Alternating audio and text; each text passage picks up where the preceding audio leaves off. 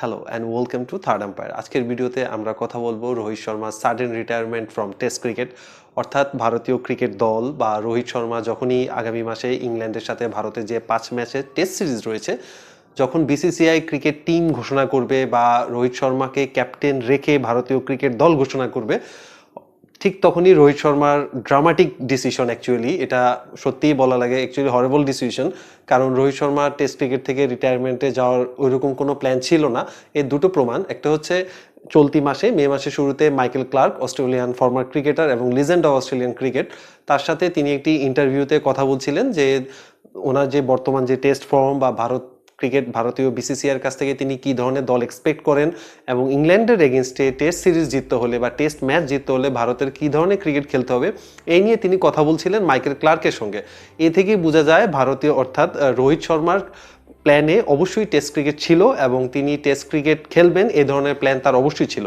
2024 সালে cricket world cup বা টি-20 cricket world cup Bharat জেতার পরপরই তিনি কিন্তু টি-20 ফরম্যাট থেকে সরে দাঁড়িয়েছিলেন। 2025 সালের মে মাসে এসে তিনি টেস্ট ক্রিকেট থেকেও সরে দাঁড়ালেন। রোহিত শর্মা মূলত তিনটি কারণেই টেস্ট ক্রিকেট থেকে রিটায়ারমেন্ট নেওয়ার সিদ্ধান্ত নিয়েছেন। তিনি টেস্ট ক্রিকেট থেকে যে তিনটি কারণে রিটায়ারমেন্ট নিয়েছেন সেই তিনটি কারণেই আজকের ভিডিওতে আমরা আলোচনা করব। Let's have a look at the cricket career statistics overview and key milestones in Rohit Sharma's test career.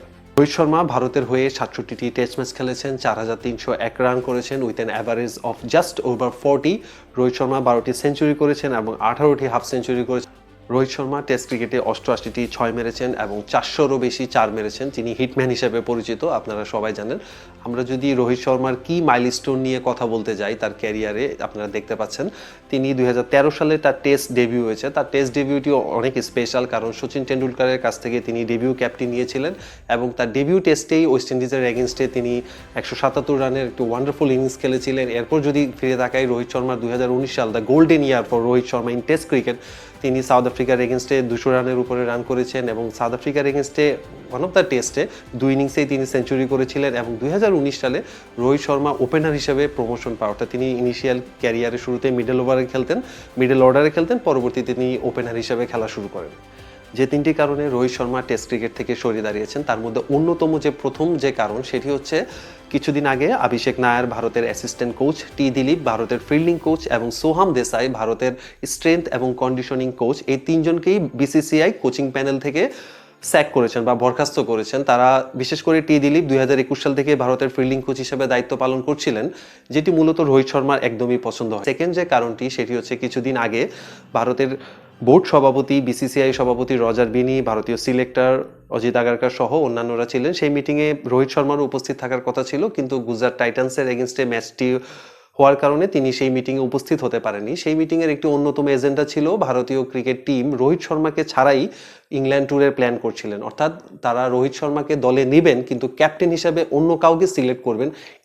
এই ব্যাপারটা যখন জানাজানি হয়ে যায় তখন রোহিত শর্মা এটা মোটেও পছন্দ হয়। তৃতীয় যে কারণটি রোহিত শর্মাকে ভোগাচ্ছিল, সেটি অনেকদিন ধরেই তিনি ভুগছিলেন, সেটি হচ্ছে তার যে recent form in test cricket. Actually Rohit Sharma struggling in test cricket for a while.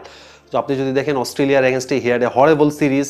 Last test, অর্থাৎ তার ক্যারিয়ারের যে সর্বশেষ টেস্ট, যেহেতু তিনি রিটায়ারমেন্টের ঘোষণা দিয়ে দিয়েছেন, সেটি ছিল এমসিজি টেস্ট, অর্থাৎ মেলবোর্ন ক্রিকেট গ্রাউন্ডে অস্ট্রেলিয়ার এগেনস্টে 4th টেস্ট, যেখানে 2 ইনিংসেই তিনি 10 রানের নিচে রান করেছিলেন। প্রথম ইনিংসে 3 রান করেছিলেন এবং দ্বিতীয় ইনিংসে 9 রান করেছিলেন। ভারতীয় ক্রিকেট টিম গত বছর নিউজিল্যান্ডের এগেনস্টে ঘরের মাঠে 3-0 সিরিজ হারে, যেটা রোহিত শর্মার ক্যাপ্টেন্সিতে। এবং রোহিত শর্মার ক্যাপ্টেন্সিতে রেড বল ক্রিকেটে ইন্ডিয়ান রেকর্ড কিন্তু খুবই অর্ডিনারি, অর্থাৎ তিনি 24টি ম্যাচে ক্যাপ্টেন্সি করেছেন, 12টিতে জিতেছেন এবং 9টিতে হেরেছেন, যার মধ্যে 6টি টেস্ট তিনি গত বছরই হেরেছেন। রোহিত শর্মার অন্যতম উইক জোন নিয়ে যদি কথা বলি, specially Rohit Sharma as an opener he has been playing for India in test cricket across all the format actually. বিশেষ করে টেস্ট ক্রিকেটে যেটা হয়, টেস্ট ক্রিকেটে ball use to swing a bit, ball use to move a bit, specially in condition like Australia, England and South Africa. এটা ব্যাটসম্যানদের জন্য negotiate করাটা একটু ডিফিকাল্ট, কিন্তু রোহিত শর্মার ক্ষেত্রে একটু বেশিই সমস্যা। আপনি যদি রোহিত শর্মার ওয়ানডে এবং টি-20 ফরম্যাট নিয়ে যদি কথা বলেন, সেখানে তিনি অনেক বেশি সাকসেসফুল। টেস্ট ক্রিকেটে তিনি 67টি টেস্ট ম্যাচ খেলে মাত্র 4301 রান করেছেন। এখান থেকে এই স্ট্যাটটা, যেটা একটু আগে আমি আলোচনা করছিলাম, এখান থেকেই বোঝা যায় যে রোহিত শর্মা টেস্ট ক্রিকেটে খুব একটা হেলদি পজিশনে কিন্তু কখনোই ছিলেন না। Yes, he has some success in test cricket, but overall যদি রোহিত শর্মা টেস্ট ক্যারিয়ার নিয়ে কথা বলি, তিনি বিশেষ করে নতুন বলের এগেনস্টে when ball use to swing a bit, move a bit, Rohit Sharma struggled a bit. এখন ভারতীয় টিমে যে ধরনের হেলদি কম্পিটিশন চলছে, শুভমান গিল রান করছেন, ইয়াশাসভি জেসওয়াল রান করছেন, মিডল অর্ডারে বিরাট কোহলি পারফর্ম করছেন। অন্যদিকে এবারের আইপিএলে সাই সুদর্শন, শুধুমাত্র এবারের আইপিএলে নয়, 2022 সাল থেকে সাই সুদর্শন খুবই consistent performer across all the domestic leagues in India.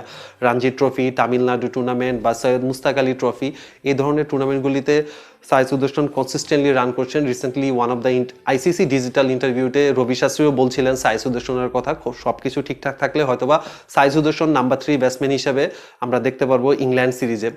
Rohit শর্মার টেস্ট ফর্ম এবং ইন্ডিয়ান ক্রিকেট যে কালচার, এখানে যদি আপনি রান না করেন বা পারফর্ম না করেন, আপনি হয়তো বা ক্যাপ্টেন হতে পারেন।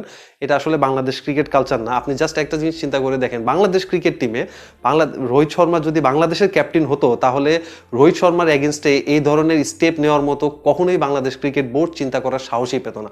অর্থাৎ তারা চিন্তা করতো যে টি-20 world cup winner captain, ICC champions trophy winning captain, এই ক্যাপ্টেনের এগেনস্টে কীভাবে আমরা এই ধরনের স্টেপ নিতে যাব। বাট ইন্ডিয়ান ক্রিকেট বোর্ড অথবা Indian cricket management did A actually fantastic job. কারণ রোহিত শর্মার ক্রিকেট, বিশেষ করে টেস্ট ক্রিকেটের পারফরমেন্স খুবই অর্ডিনারি। উনি সত্যিকার অর্থেই টেস্ট ক্রিকেটে খুব একটা ভালো পারফর্ম করতে পারছিলেন না, যার ধারাবাহিকতায় ভারতীয় ক্রিকেট বোর্ড বা ভারতীয় ক্রিকেট সিলেক্টররা এটি নিয়ে প্রশ্ন তুলেছেন এবং এটি রোহিত শর্মারও ব্যক্তিগতভাবে পছন্দ হয়নি, যার কারণেই তিনি রিটায়ারমেন্টের এই সিদ্ধান্ত নিয়েছেন। To get all the cricketing updates, keep your eyes on Third Umpire. Until then, stay safe, stay healthy.